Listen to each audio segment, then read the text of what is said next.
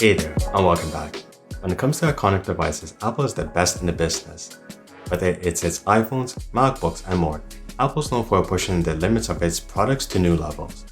With the Apple Watch Ultra 2, the design and functionality extends its reputation and is incredible to use.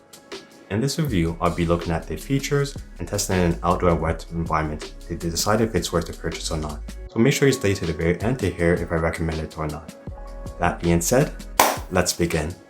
The eye-catching feature that defines the Ultra 2 from the other Apple Watches is the fact that the case is made from titanium and not aluminum. Aerospace-grade titanium is a very durable metal that can withstand intense and severe beatings or the type of adventures people go through. The Ultra 2 screen is a flat sapphire crystal that is very durable compared to the glass used in their series watches. The screen is 49mm, making it the largest watch Apple has produced to date. On the right-hand side of the watch are the side button and the digital crown. The two small holes are microphones and the rightmost hole is a depth gauge water temperature sensor. On the left-hand side is the iconic customized orange action button along with additional microphones and speaker. Setting up the watch is super easy. My iPhone is able to detect the Ultra 2 and ask if I want to pair it. I click continue and the process is easy to follow after that. Rotating the digital crown is silky smooth and actually feels better than the Apple Watch SE 2nd generation. The screen has a maximum brightness at 3000 nits and this makes it the brightest smartwatch compared to all smartwatches on the market. Here's how the Ultra 2 looks like in bright sunlight compared to the SE2. As I move around different angles, the Ultra 2 is very vibrant and easier to read. The screen is wickedly responsive with no lag, and the customizable action button defaults to the workout app, where you can either scroll through the app with the digital crown or use your finger. If you made it this far, make sure to like, subscribe, and share. It'll help the channel grow and allow me to produce more content that you'll enjoy.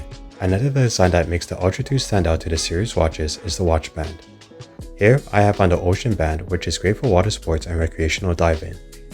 The material of the band feels nice and soft to the touch, and when it's placed on the wrist, the tubular geometry ensures that it stays securely in place. Just like the watch frame, the metal buckle you see are corrosion-resistant titanium. I chose this band for water sports adventures like surfing, plus I didn't want the band to absorb sweat and smell bad. This is how the Ultra 2 looks like after setting it up. Just like other series watches, you can use the watch for payments if you have your credit or debit card set up on it. By double tapping the side button, you can access the digital wallet.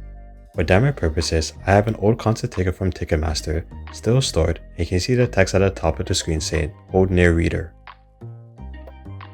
Apple is known for seamless software and hardware integration. Depending on the mood I'm in or environment I'm exploring, switching between watch faces or complications is basically instant. Main point, the communication between iPhone and Ultra 2 is blazing fast. This is due in part to the S9 64-bit dual-core processor and 4-core neural engine. I'll later demo how fast and powerful this chip is. The red watch face is night mode, a distinct feature for the Ultra. The benefit of this feature means you can view info at night without the sudden brightness burn out your retinas. So, all this talk about the features is great and all, but how does it perform on a day-to-day basis? How is it when I'm using it for physical activities? Is it good then? One of the most interesting features that the Ultra 2 has is the double tap with your fingers. Depending on the app, the outcome will be different. In this example, I'm getting a call from my dad, so when I double tap my fingers, the call gets accepted. When I double tap again, the Ultra 2 hangs up the call. When I'm using the waypoint feature, I can use the double tap to rotate the app from a 2D to 3D angle. Not really useful in my opinion, but it's there for those who prefer this angle. My problem with this feature is that it doesn't consistently work well. Sometimes it can detect the double tap, sometimes it doesn't. Earlier, I mentioned the S9 core processor and its power, so let's see how powerful it is when I give Siri a few tasks and ask her a bunch of questions. When I'm using Siri to activate apps like timers on the Ultra 2, the software doesn't need to go to the internet to know how to do it. Hey Siri, set a timer for 5 minutes. Hey Siri, set another timer for 10 minutes. Hey Siri, show me all my timers. Hey Siri, cancel all my timers. Yes. When I ask Siri trivia questions, the response is lightning fast, despite the fact that it needs to connect to the internet to get the answer. Hey Siri, how tall is the CN Tower?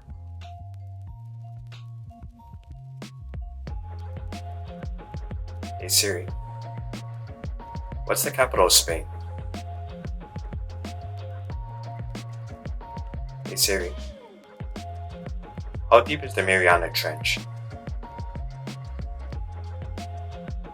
Hey Siri, what time is it in San Francisco?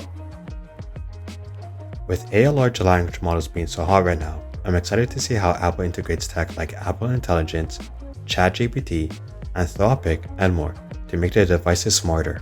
Sitting all day and being sedentary isn't healthy according to psychologists and medical professionals. Going for hikes or any physical activity is good for the body and mental health. Since the action button is already configured to open the workout app, let's take the Ultra for a spin around the block. The biometric sensor is super accurate and is detecting my heart rate increase as I increase my pace heading into the forest.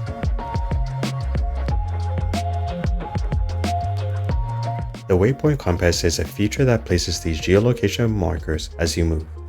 This is a feature that hikers exploring vast parks can use to backtrack should they get lost.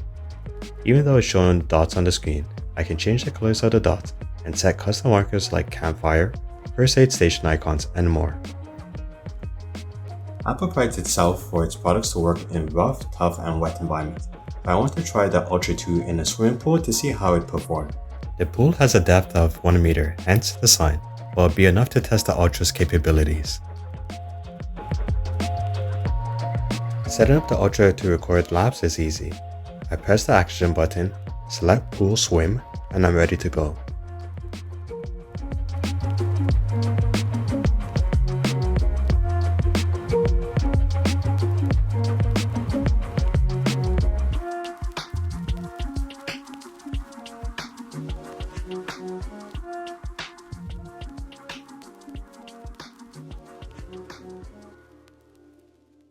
After an hour of swimming, the Ultra recorded that I completed 113 laps, which equates to a total distance of 2 kilometers. So, what are my final thoughts on the Ultra 2? It's great actually. I like its ruggedness, its eye-catching titanium body design, and the fact that the battery life is 36 to 72 hours. You would think that the size of this watch would feel heavy or clunky, but the designers did an amazing job of crafting a wearable that feels comfortable on the wrist. The Ultra 2 S9 Neural Engine chip has elevated the intelligence of the software when it comes to Siri, and the speed of executing commands is blazing fast. When I do physical activities like hiking, jogging, swimming, and more, I know that the Ultra 2 is rugged enough to take on the challenges I throw at it. I like that there's a customizable action button that can be set to whatever app you need, and I like how quickly it executes these actions. The night mode is a small blessing since it doesn't burn your eyes out or distract other people around you if you're in a movie theater for instance. Overall, I think the Ultra 2 is one of Apple's crowning achievements, and I would recommend it to people if you can afford it and care about ruggedness during various physical activities. If you found this review helpful, give it a like, subscribe, and share, and I'll see you in the next episode.